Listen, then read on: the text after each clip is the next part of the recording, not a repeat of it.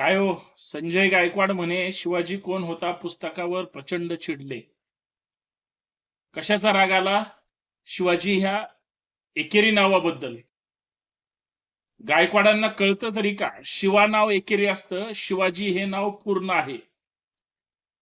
आणि सगळ्यात महत्वाचं, हे 15-20-30 वर्षापूर्वीचं जुनं पुस्तक आहे.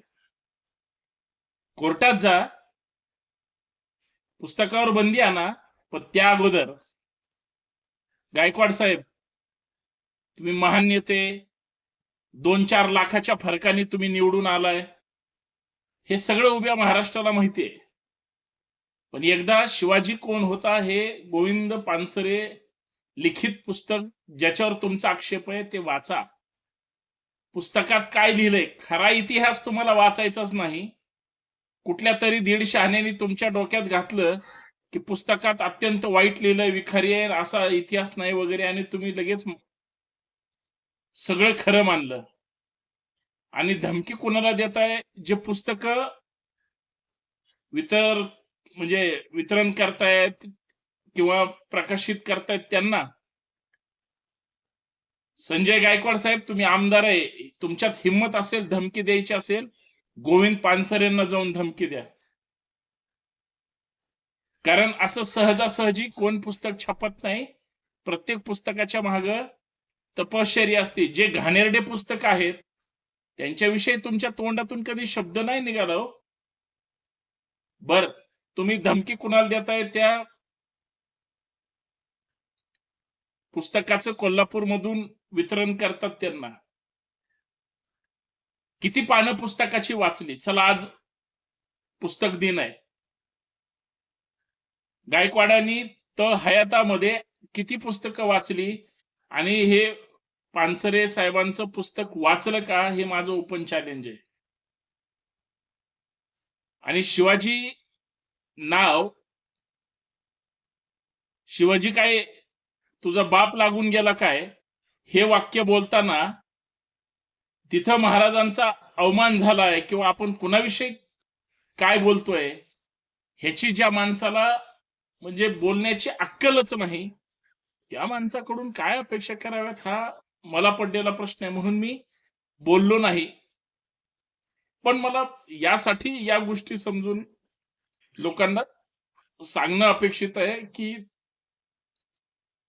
शिवाजी हे नाव फार मोठं आहे.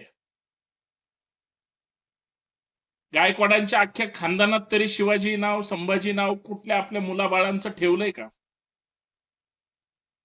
इतिहासाच्या, तुमच्याच कुटुंबातल्या इतिहासाची पानं चाळा. आणि दुसरी महत्वाची गोष्ट, तुम्ही त्या पोराला म्हणताय घरात घुसून मारू, तुला संपून टाकू.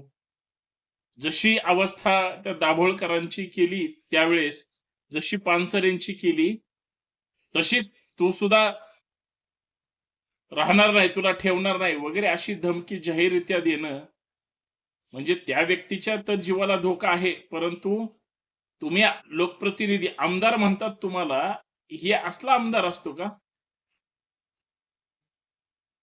लोकांना धमक्या देणे, धमकावणं, त्यांना चांगलं वाईट बोलणं आमदाराची भाषा नाही.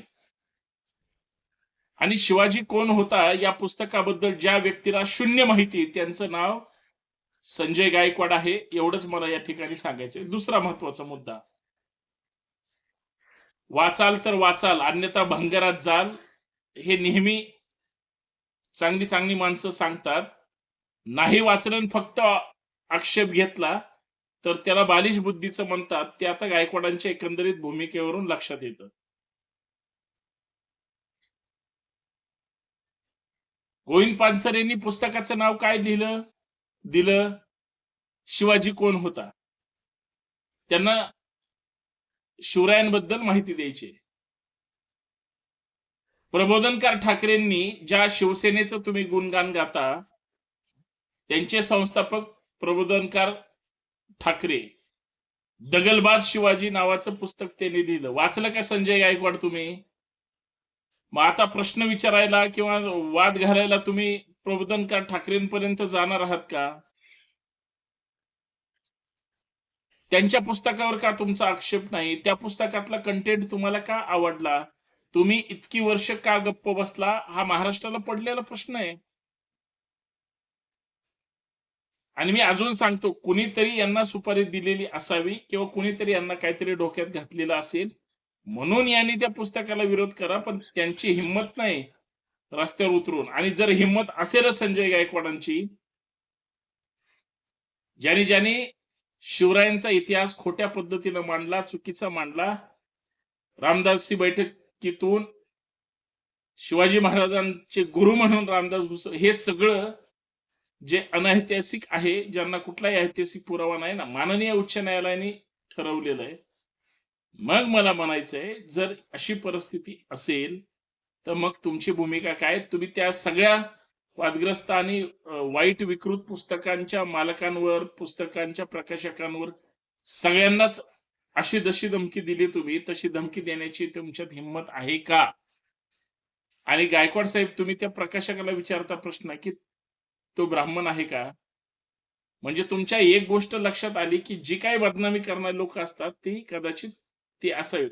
तर तुम्ही प्रश्न उपस्थित केलाय त्या ऑडिओ मध्ये, म्हणून मी म्हणतोय.